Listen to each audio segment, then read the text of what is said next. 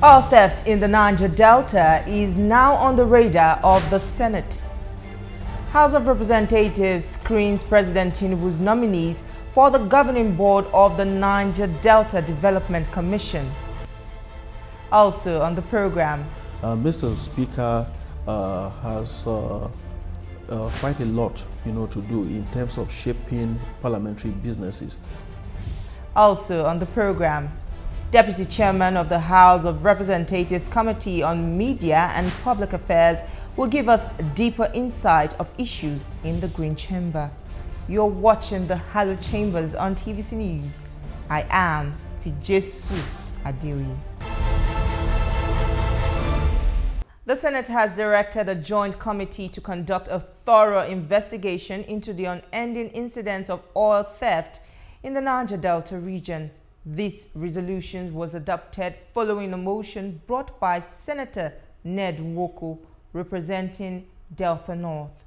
The Senate also notes that the oil sector in Nigeria plays a pivotal role in providing employment opportunities for millions of Nigerian citizens and accounts for 70% of its budget financing, while oil and gas made up of 90% of export income and 85% of government revenue in the first quarter of 2022. It is oil bunkering. Let us not be promoting it to say oil theft. This is what is also known as bunkering. It is a major economic sabotage to our country. And the syndicate, those that are involved in this syndicate are so many that by the time you unravel it, you'll be scared. This gives us a significant impact on the ability to execute capital projects.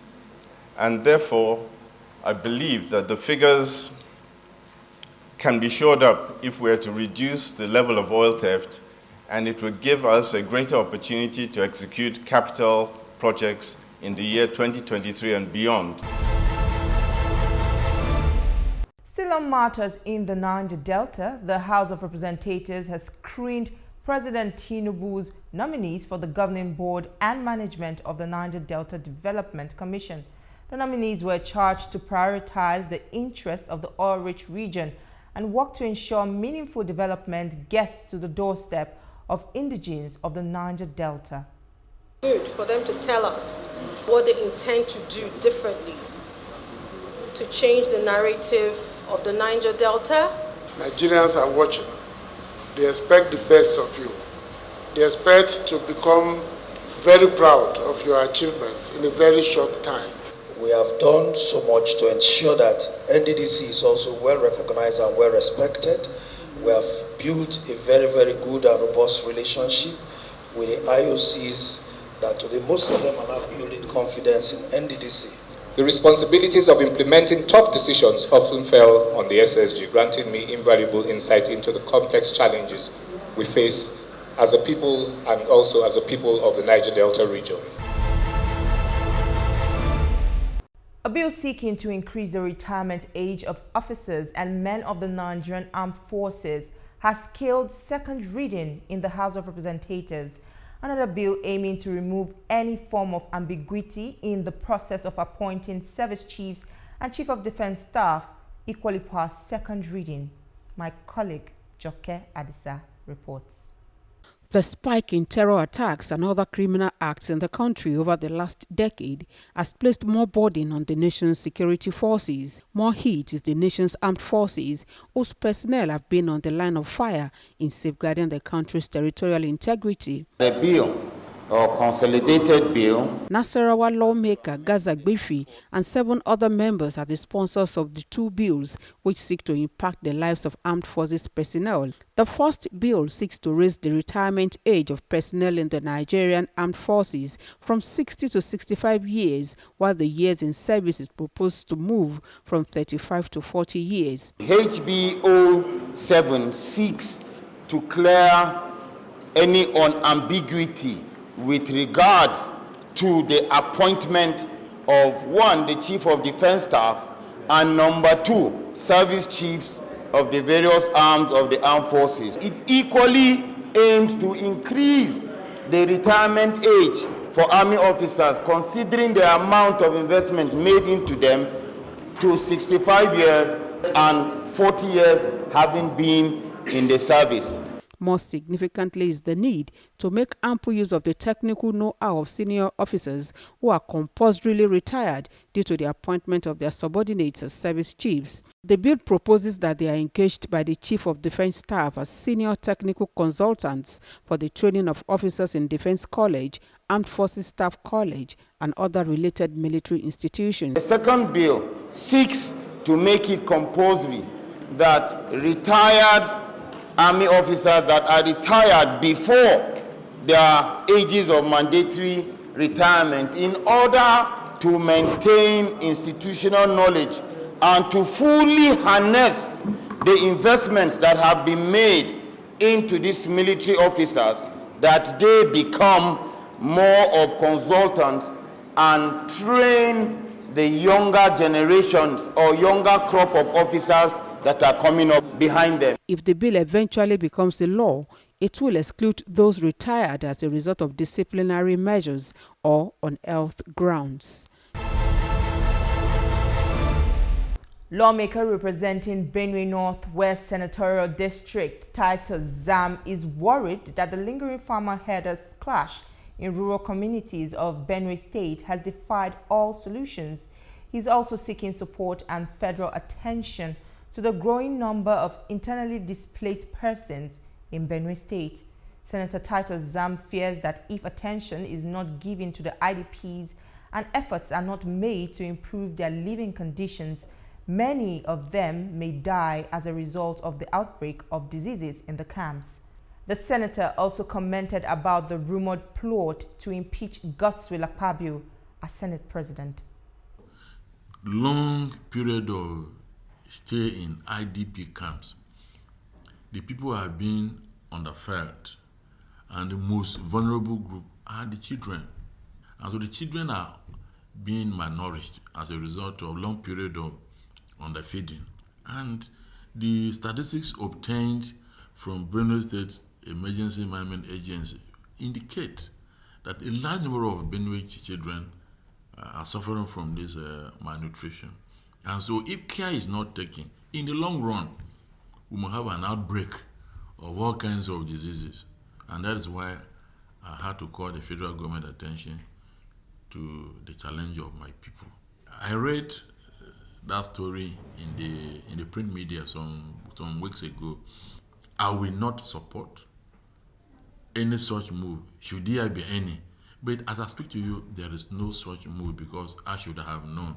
I relate across board, and I have not witnessed any infraction on the part of the Senate President to warrant any attempt to remove him. We'll take a quick break. When we return, I will speak with the Deputy Chairman of the House of Representatives Committee on Media and Public Affairs. You're still watching the Hallowed Chambers, and my guest today is a member of the House of Representatives in the National Assembly.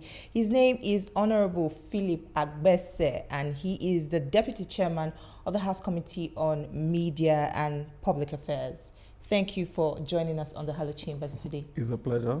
So the House has resumed from its annual recess, and there are a lot of expectations. Nigerians expect a lot from lawmakers. What should Nigerians expect from the House of Representatives? Thank you so much, Hello Chambers, for having me this wonderful evening. Well, technically, the House was not on recess because there's never been a time that we didn't go to work.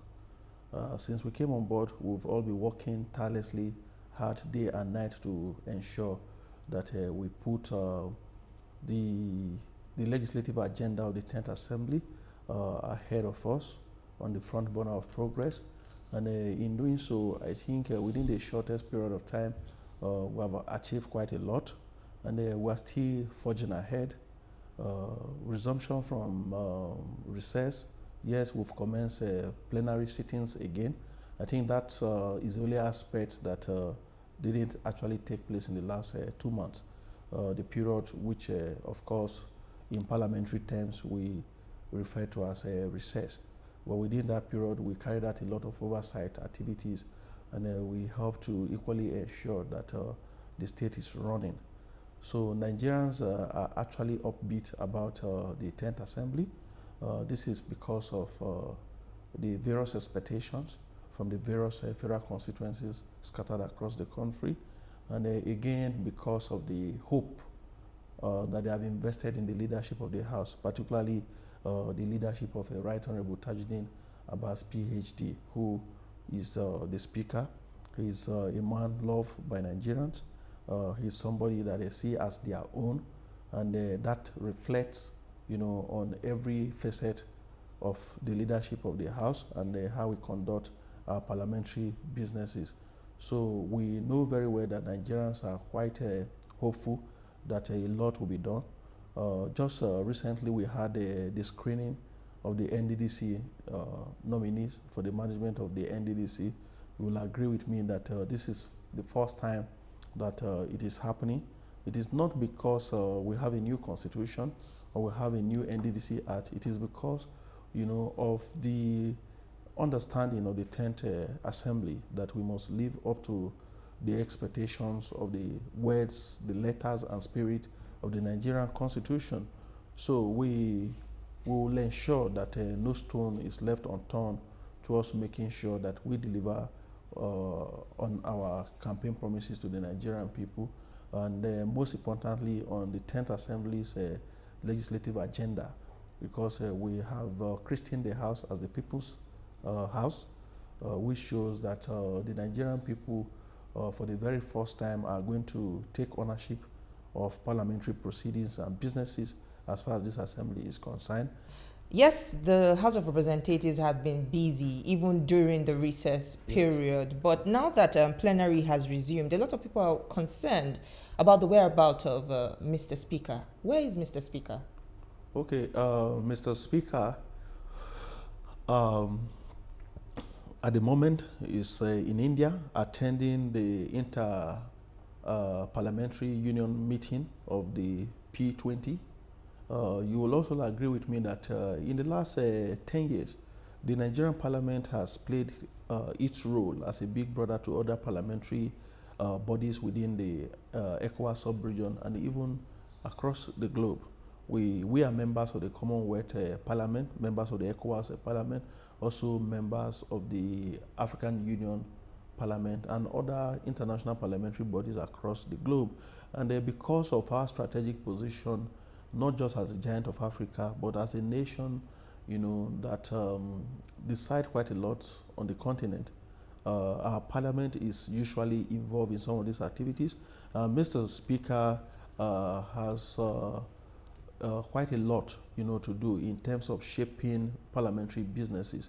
What we have seen so far in India, presentations made by Mr. Speaker, the speech presented, all these things, they are geared towards a safer environment in terms of security for the global security. They are addressing the issue of climate change, which is a global issue.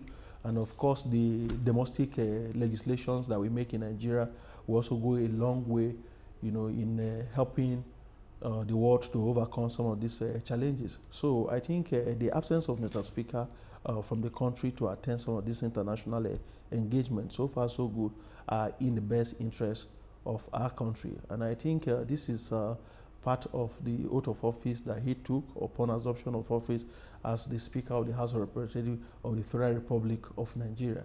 You know that Nigeria does not exist as an entity outside the Committee of Nations.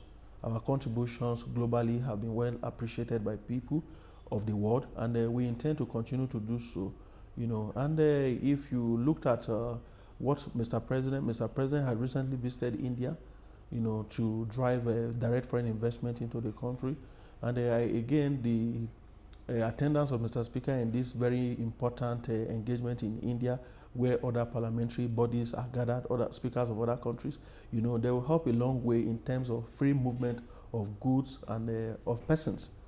So I think the absence of Mr. Speaker from plenary or from the country is in the overall interest of our country.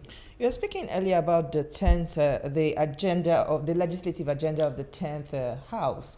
A lot of people are concerned. Yes, you said work is ongoing concerning the release of this legislative agenda, but Nigerians are worried. How long more do they have to wait until this legislative agenda is made public? Well, no, we have engaged the civil society. There was a time that this legislative agenda is just a document, a working document. And what we have done, why we call it legislative agenda of the 10th Assembly, you know, during the campaigns across the country, members, you know, based on their philosophical standing and even ideology and the peculiar issues that affect their constituencies, did made promises during the campaign period to these people. So what we have done, and the document that we're working with now to call it a legislative agenda of the 10th Assembly, is not is not totally an initiative of Mr. Speaker or Mr. Speaker trying to, you know, impose on the members, you know, what we should accept. No, we actually came together as a parliament and as a house, you know, with our individual agenda, brought them together. Because you will agree with me that majority of the problems in the South are also in the North. The things that affect the man in Karanamoda also affect people in Yenagoa. So the problems are interwoven. So what we did to arrive at the legislative agenda of the 10th Assembly is to look at these problems, the burning issues across the country. We brought them together, harnessed them, and were able to come up with a document, with a blueprint, you know, that addresses the totality of the problems. It is in respect of tackling the issue of insecurity in the country too that Honourable Gaza, you know, one of our colleagues, sponsored the bill for an act to extend the period that people stay in the armed forces from 60 to 65. And if you look at the reasons, you know, people need to be incentivized, you know, to be able to tackle this issue of insecurity. People who are in their armed forces should not have a different term of office from people who academicians are having. The judiciary has been raised to 70 years. There is a need for us, you know, to package some of these incentives to encourage members of the armed forces to also do their job. That's actually a welcome development, because I know that's one major factor for a lot of people. They say when they elect these representatives, it's difficult to assess them after the election. So can you break down that, what that will look like? Yeah, so now the 10th Assembly is encouraging oversight functions. The 10th Assembly is equally encouraging what we call one of our functions, the representative function of the House. And that means that you have to regularly go back to your people, you know, interact with them, gauge their feelings, know exactly what they want. And you return back to the chamber on Monday, you know, to do your administrative duty, prepare for plenary on Tuesday and present these issues before the people. So in our executive sessions, you know, at other fora, Mr. Speaker and the leadership of the House, they've been able to impress it on every member. Remember that we have a parliament today that has about 8 political parties, you know, interacting in the overall interest of the people. So with these political parties with their various ideological leanings, you know, coming together to work in the overall interest of the people, there's a need for us, you know, to adopt something that is uniform. And that is exactly what the legislative agenda intends to address for the 10th Assembly. So in the days ahead, Nigerians should expect more of that, because we want to work for the Nigerian people. All right, we'll take a short breather now, but we'll still have more after this break. Don't go anywhere, we'll be right back. The National Assembly is a busy place. As the bastion of democracy, it is a place where bills are presented, motions debated, laws made, and the yearnings of the people are laid bare. Come with us as we take you through the workings of the National Assembly. We take you through plenary, committee meetings, and probes, all to ensure smooth working of the democratic process.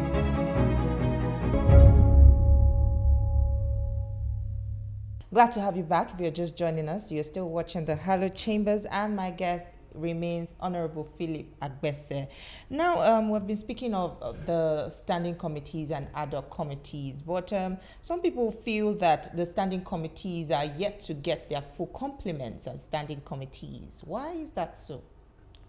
Okay, we have part of the expansion of the committees and the need for representation, for equity and justice to all the interest groups across the country. At the moment, we have about 21 standing committees now labeled as equal representation committees. These equal representation committees have members drawn from every state of the Federation. The various state caucuses have made nominations to fill the membership of these standing committees. Sorry, you mentioned 21 standing committees. Yes, 21 standing committees. In the past, how many committees did the House of Representatives? No, this new initiative. In the past, we had 8 standing committees that are of equal representation. Today, in